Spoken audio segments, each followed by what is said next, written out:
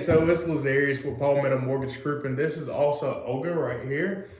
She works with Ponce Realty Group, and what we wanted to do is just kind of give you guys a market update or some of the questions that we've been hearing over this time frame of where the interest rates are and things of that nature. So she'll start us off with some of the questions that everybody's been hearing, and then at that point in time, we'll get it started. Hi everybody. The question that I hear quite often, what is the interest rate and should I buy today or not? And Lazarus, maybe you can give us an update on the rates today. Yeah, I can definitely give you an update on the rates today. So right now, at no cost to the borrower, we're getting around 8.125%. Eight? Yeah, 8. But there's something that we can definitely do to kind of help with that. So at that point, we're starting to preach something called a 2-1 buy down. So with that 2-1 buy down, if the seller is giving you any type of closing costs, we put those closing costs towards the points for your interest rate. So it's a 2-1 buy down to where instead of you getting an 8.125 today, you get a 6.125 for the first year, then a 7.125 for the second year, and then an 8.125 for the third year.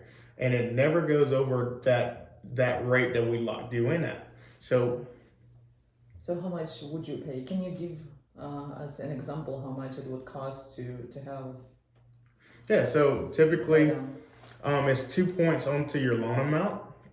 And at that point in time, you ask the seller to pay some of those points, and then you cover the rest of it. Once you go ahead and cover the rest of it, we'll be able to go ahead and put you into that program. So if, let's say, the house cost $300,000, how much would you have to pay to get 2 points lower? So if the house costs $300,000, at that point in time, what you want the seller to pay, you would want them to pay at least $6,000 towards your closing costs.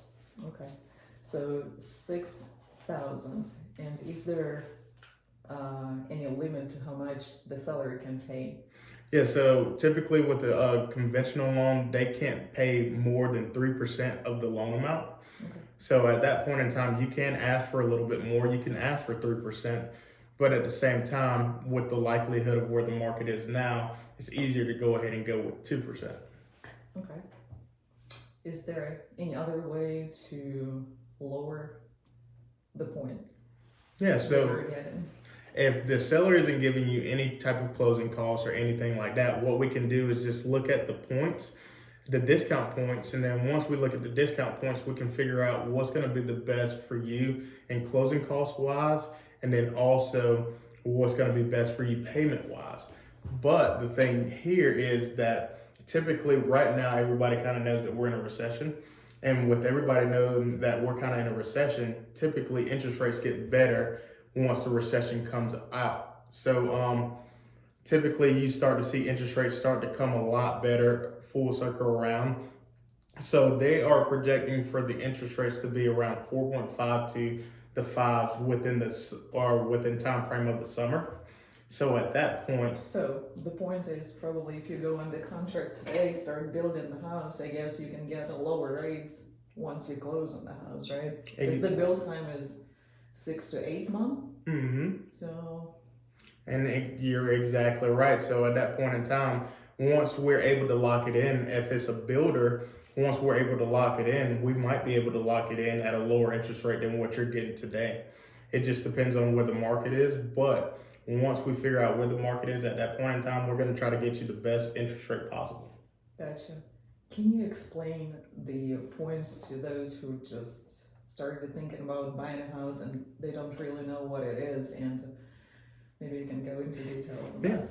I definitely can. So with the points, that is 1%. So 1 point is 1% of your loan amount. So at that point in time, $100,000 house, 1 point is 1%. That discount point helps to buy down your rate a little bit. And at that point in time, we look at the best investor. Once we see who is giving the best deal for you, we look and see how many points it would cost for you to get the rate that we want you to get to.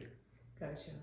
Can I pay for 10 points is it gonna make sense for me to pay for, let's say, two, or what's the maximum amount, and how much is it worth paying? Yeah, so you can't pay more than 3 points onto your rate. So no matter what, you can't pay more than 3 points to your rate if you are in a purchase situation. If you're refinancing, you can pay more.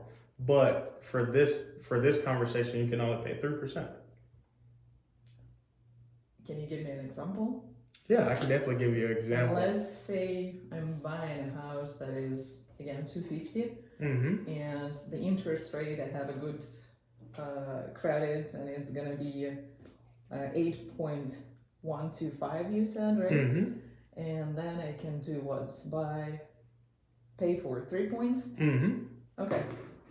So, Let's say I finance 100%, mm-hmm. right? Can I still do 3 points? Mm-hmm. Okay. Yeah, so that will end up being $7,500 that you can pay towards just towards your interest rate. That's not including your down payment or your closing costs. It's on top of everything. Okay. Mm-hmm. Can you, when you're approving somebody and they say, hey, I want to buy down the rate, when, or do you give them an example of how much they should pay for, like 1 point versus 3 points? Like, how long do you normally have to have the house for it to pay off?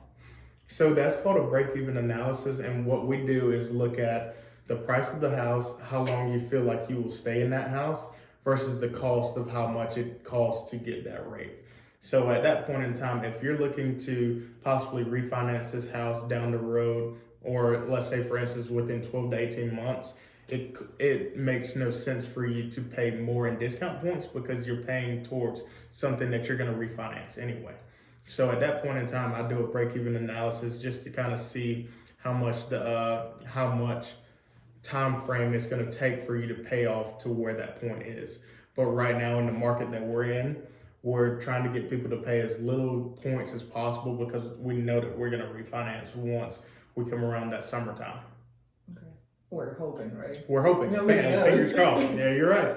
Nobody knows. But so when it comes to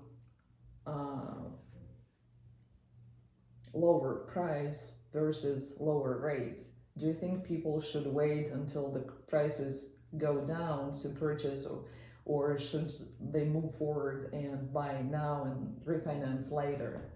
What's the action plan would be for a buyer? Yeah. So with that, it's best to go ahead and buy now because you don't know what is in the future. I mean, that's pretty much like gambling. You never know what's going to happen. But the thing is, if it's price versus interest rate, it's always going to be you want to get the best interest rate. The price of the house doesn't really matter if you don't have a interest rate. Right. So no matter what we're going to do is try to get you the best interest rate possible so that the price of the house doesn't matter to you as much. And what I typically ask every single person that I do a mortgage for is what you're comfortable paying a month. And then once we figure out what you're comfortable paying a month, I go ahead and get you pre-approved based off of what you're comfortable. And then also if you want to go a little bit higher or a little bit more in price point, you know that that's going to put you in a little bit more uncomfortable situation. But at the same time, once the interest rates come down, I have a list of people. They are the first people that I'm going to call once the interest rates go down and say, hey, this is how much money you're going to be saving once we go ahead and refinance this. So now you're able to get yourself in a house, a little bit uncomfortable right now, but at the same time, it gets you into your home and then also refinance you down the road to where it puts you in the best situation for you. Let's say I get a house with the interest rate 8%. Mm-hmm. When or how low should the interest rate be for me to make sense to refinance? So at that point in time, if your interest rate is at an 8% and then they drop below the sixes, what I do is do an analysis to see how much money you will be saving in the long run refinancing. And then also we will see where your credit is and see kind of where your debt to income is so that we can see if we can possibly put you in a conventional loan. Because if you're not in a conventional loan now, what we're going to do is try to build your credit up, get your debt to income ratio up, and things of that nature so that we can put you in a conventional loan. Now, how expensive is it to refinance, or what does the process look like? yeah, so with that process, it depends on the borrower. It depends on how many points you're trying to pay at refinance, because typically when you're refinancing, it really depends on where the market is at that point in time. But typically a refinance is around $3,000. Okay. But at the same time, it just depends on who the borrower is and what are they trying to accomplish. Because at the end of the day, here at Palmetto Mortgage Group, we want to cater everything to the client. We want to customize everything to where not everybody's getting that same type of loan. We want to give you Olga's loan. We want to give Lazarus's loan, Right. and put everything into their perspective and put it into what they're comfortable with. Okay. I guess that's about all the questions that I had for you today. Do you have any questions for me? Yeah, so I was just gonna ask you, so like, how hard is it to get the seller or the builder to pay closing costs? It got a lot easier over the past 4 months, I would say. Now, we used to ask for nothing, right? No inspections, no appraisal contingency, nothing in closing costs. But now, every time you make an offer, you have that opportunity to ask for a seller concessions, basically. And normally, you can get it. So, the market is totally different from what it used to be, and before you had to go under contract the same day the house went live. Now you have a chance to look at 20 homes, and in a week you can go to the first house that you started basically with. So the inventory is... That's great. Yeah. So at that point in time, so it's more like a more balanced market. It is fair, and it's the buyers have a lot more options now, which is really good. That's good. Yeah, and that definitely helps us out to where we can go ahead and show them what the financial picture looks like for them. Exactly. Well, yeah, that's pretty much all the questions that I have for you so far. I'm definitely going to have some later on. But yeah, that's all I have. And if you guys have any questions whatsoever, feel free to go ahead and leave any type of comments or anything like that. And then we'll reach out to you and we'll give you our educated, professional opinion on your question. And I guess we'll try to give an update on the rates next week, just to see what's going on in the market and how we can, guys, help you. So feel free to reach out and ask questions if you have those. All right, and that's everything. Yep.